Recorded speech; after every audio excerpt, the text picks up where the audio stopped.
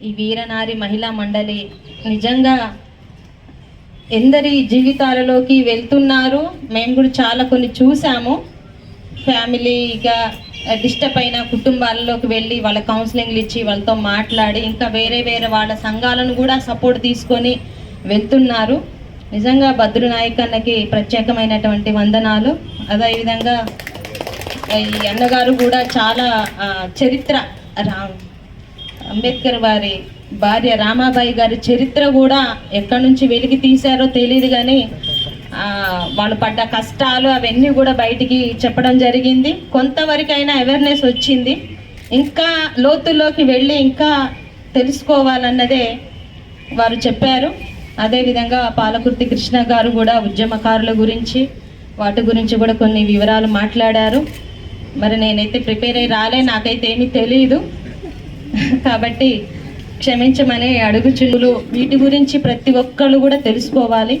ఆడవాళ్ళు కానీ మగవాళ్ళు కానీ అందరూ కూడా ప్రతి ఒక్కరు కొంచెం అవేర్నెస్ కలిగి ఉండాలి. మన హక్కుల్ని మనం కాపాడుకోవాలి. మనకి సమాజంలో నలుగురికి సహాయం చేస్తూ మనము ముందుకు సాగాలని కోరుకుంటూ సెలవు తీసుకుంటాం.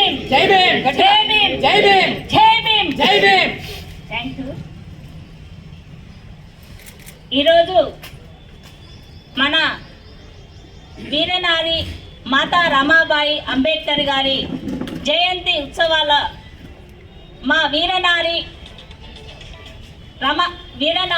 మనుల ఆశయ సాధన సమితి ఆధ్వర్యంలో ఇప్పుడు రెండోసారి మేము ఈ రమాబాయి జయంతి పోయినసారి ఉదయనగర్లో జరుపుకున్నాం.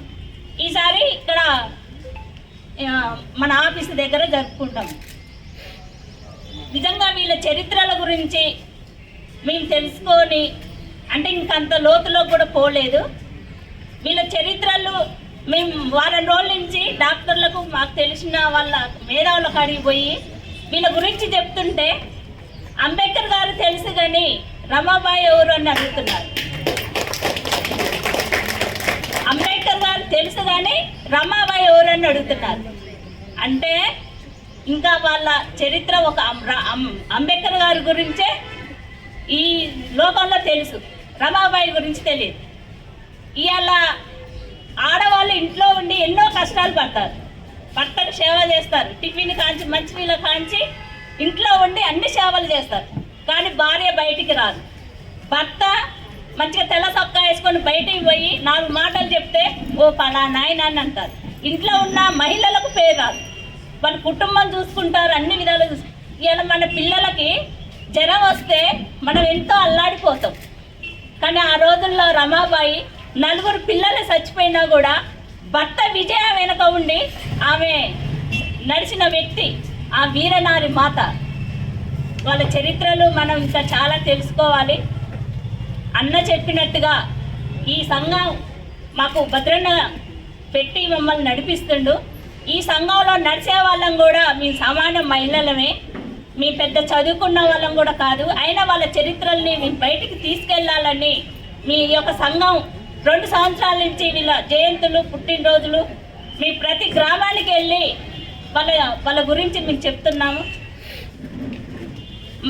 ముందుగా మా భద్రన్నకి ధన్యవాదాలు తెలియాలి. ఎందుకంటే వాళ్ళ చరిత్రల్ని నీ మూలంగా మా మూలంగానైనా మేము తెలియజేస్తున్నాం. కాబట్టి ప్రతి ఒక్క మహిళ కూడా సీరియల్ కాకుండా వాళ్ళ చరిత్రలు, అసలు ఇవాళ మీటింగ్కి పోయాము, రమాబాయి సావిత్రిబాయి అని అంటున్నారు. అసలు వాళ్ళు ఎవరు ఏంటి అనేది చదువుకున్న వాళ్ళు యూట్యూబ్ కొట్టుకుంటే వాళ్ళ చరిత్రలు వస్తాయి. వాళ్ళు చేసిన త్యాగాలు కూడా మనం తెలుసుకున్న వాళ్ళం అవుతాం. కాబట్టి ఈ మీటింగ్కి వచ్చిన మా వీర వనితలకు కూడా పేరు పేరిన జై భీమ్ తెలియజేస్తూ జై భీమ్. థ్యాంక్ యూ అక్క. మీరు మాట్లాడుతుంటే కోయల్ లాంటి కంఠం